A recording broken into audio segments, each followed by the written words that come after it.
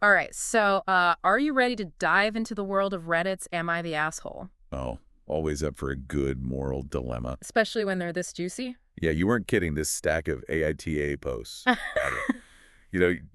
You could say that again. There's something else.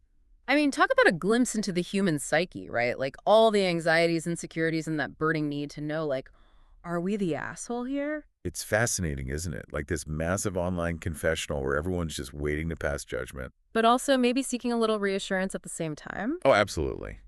Like that deep-seated need for validation. Hmm? It's so relatable. Right, like we all want to be the good guy. The hero of our own story. Exactly. So for anyone who hasn't yet experienced the glorious world of They're AITA, missing out. just picture this. You're in a situation, right? And it's got you questioning like your entire moral compass. Did I overreact? Was I being unreasonable? Did I steal that cookie from the communal jar when I swore I wouldn't? The struggle is real. So you turn to the internet, the ultimate jury of your peers, and you lay out your case, and then the votes come rolling in. YTA. You're the asshole NTA. Not the asshole ESH.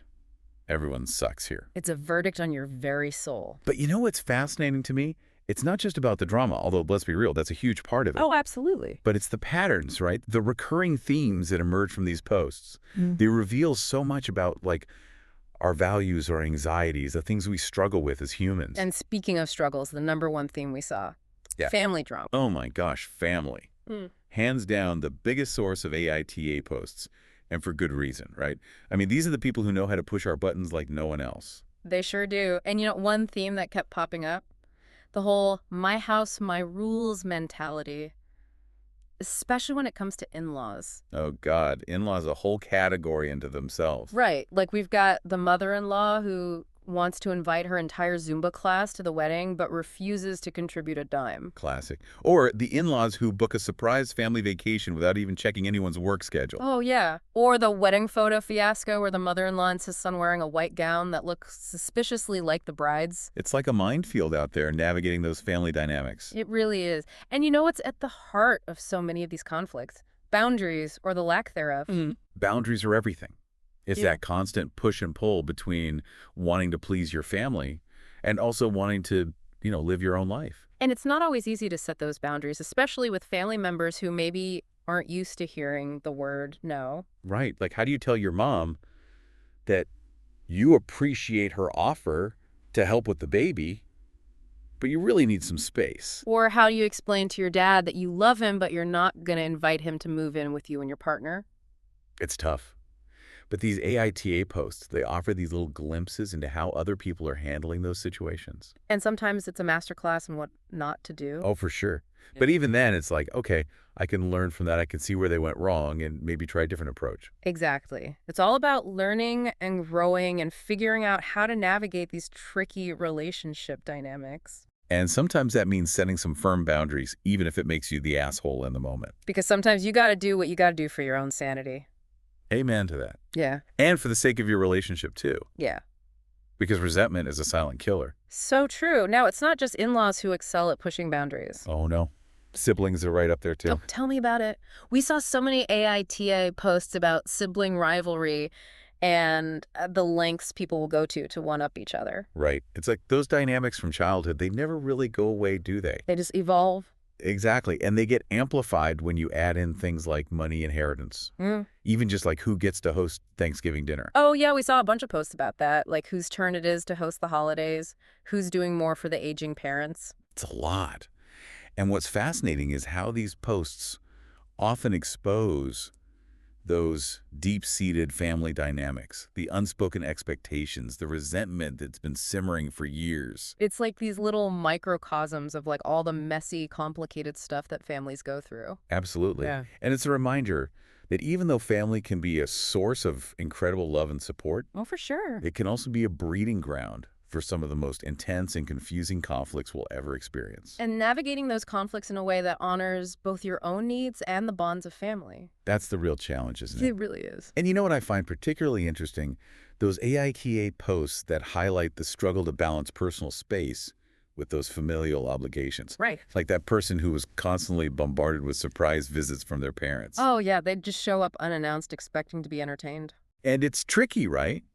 Because on the one hand, you want to be welcoming and hospitable, Of course, family's important. but on the other hand, you have your own life, your own routine, your own need for privacy and downtime. Exactly. And it's about finding that balance. Finding that balance, Yeah. setting those boundaries, and communicating your needs in a way that's both assertive and compassionate. Because even the most loving families can drive us a little crazy sometimes. Oh, tell me about it. Hmm. Sometimes a little distance can be healthy, A right? little distance makes the heart grow fonder or something like that. Exactly. So as we delve deeper into this AITA rabbit hole, keep that in mind. It's not always about who's right and who's wrong. It's about understanding those different perspectives Navigating those complex emotions. and finding those win-win solutions whenever possible. Easier said than done right. Oh, for sure. Yeah. But hey, that's what makes it so fascinating. And so addictive, Because let's be honest, we all love a little drama in our lives. as long as it's not our own right. Exactly. Now, before we move on to the wild world of friend drama and romantic relationship catastrophes, Oh, buckle up for that one. I thought we could take a quick break to hear a word from our sponsors. All right, so we're back and ready to dive into the treacherous waters of social etiquette. Oh yeah, those murky waters where even the smallest misstep. Can turn you into the ultimate villain. It's true. And you know what's fascinating about these social etiquette dilemmas? They often reveal these gray areas where right and wrong aren't so clear-cut. Right. Like what seems like a no-brainer to one person can spark a full-blown AITA debate with thousands of opinions. It's like we're all playing this game with different rule books. And no one wants to admit they lost the instruction manual. Exactly. And it's in those moments of like, wait, did I just commit a major social faux pas? Mm. That we turn to the internet for guidance. Or at least for some validation that we're not the only ones who've been in that awkward situation. Oh, totally.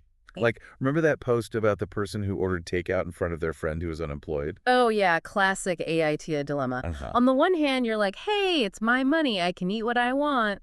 But then on the other hand, you're like, maybe I should have been a little more sensitive to my friend's situation. It's those little nuances that make it so tricky. Absolutely. And speaking of tricky, what about those AITA posts that revolve around communication breakdowns? Oh, yeah, because sometimes it's not even about what we do. It's about how we say it. Tone is everything. Like you can say the exact same words in a different tone and it completely changes the meaning. Right, like you should really try to be nicer to your cousin. Oof. That could go so many different ways depending on how you say it. It's true. And that's why those AITA posts about text messages are always so entertaining. But oh my gosh, yes. Because you can't hear the tone of voice, so it's all up for interpretation. And misinterpretation. Which of course leads to drama. And ultimately to a very public AITA trial. Exactly. So I guess the takeaway here is to be mindful of our communication style. Right, like think before you speak, or in this case, think before you type. And maybe reread that text message a few times before you hit send. Because once those words are out there, you can't take them back. They're like digital tattoos. Oh, that's a good one. Now, speaking of things that are hard to erase, let's talk about the role of empathy in all of this. Oh, empathy. The key to navigating those murky social waters. But also something that's often lacking in the AITA comments section. So true. It's easy to judge from behind a screen, isn't it? To forget that there's a real person on the other side of those words. A real person with real feelings and a whole backstory that we know nothing about. Exactly. And that's why I think it's so important to approach these AITA posts and really any social situation with a healthy dose of empathy. Right, like trying to see things from the other person's perspective, even if we don't agree with their actions. Because you never know what someone else is going through. They might be dealing with a personal loss or a mental health challenge, or maybe they just had a really bad day.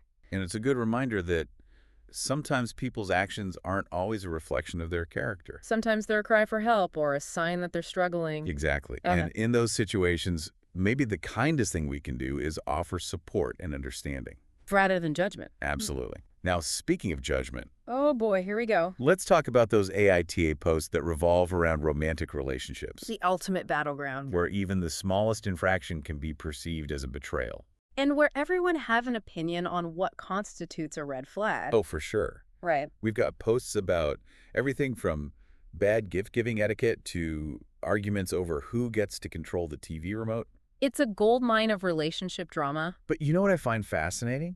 The posts that highlight the importance of honesty and authenticity in Oh, relationships. yeah, like those situations where someone feels like their partner isn't being their true selves. Or where they're hiding important aspects of their lives or personalities. Right, like that post where the person was upset because their partner had been putting on this perfect persona in front of their family. That's like you're dating two different people. Exactly. And while it's normal to want to make a good impression on your partner's family, There's a difference between being polite and pretending to be someone you're not. because ultimately that kind of deception, it erodes trust. And without trust, you don't really have a solid foundation for a relationship, do you? Definitely not. And you know what's interesting? We see this same dynamic play out in friendships, too. Oh, totally.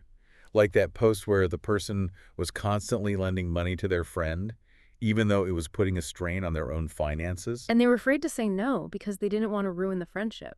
It's a classic example of how the fear of conflict can actually lead to bigger problems down the line. Because resentment builds. And eventually it explodes. Exactly. So I guess the takeaway here is Don't be afraid to have those tough conversations. yes, communication is key, whether it's with a friend, a family member, or a romantic partner.